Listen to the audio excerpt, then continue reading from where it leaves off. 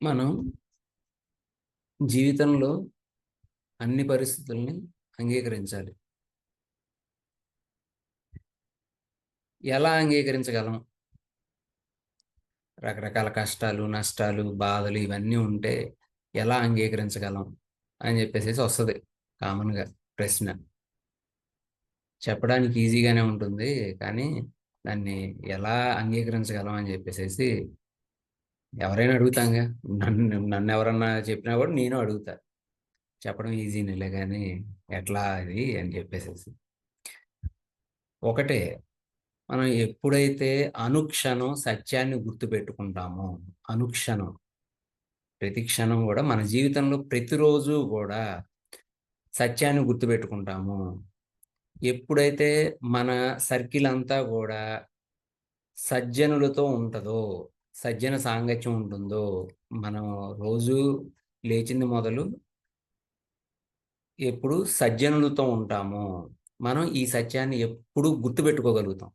సత్యం ఏంటయ్యా అంటే, నేను ఆత్మని. నేను ఈ శరీరాన్ని కాదు. నేను ఈ మనసుని కాదు. ఎప్పుడైతే నువ్వు శరీరం కాదో, మరి ఇంక కష్టాలెక్కడి నుంచొచ్చినియి? బాధలెక్కడి నుంచొచ్చినియి? ఎప్పుడైతే నువ్వు మనసువు కాదో, మరి ఇంకా మానసిక సమస్యలేంటి? మనసు పడే బాధలెక్కడివి? లేవు గదా! సో, అందుకే మనం ఆత్మ అనే సత్యాన్ని రోజు రోజుకి, రోజు రోజుకి బలపరుచుకోవాలి మనమే. ఆత్మకి ఏమీ ఉండదు.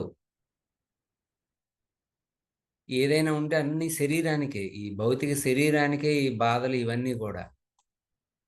మనం ఆత్మస్వరూపులం గదా!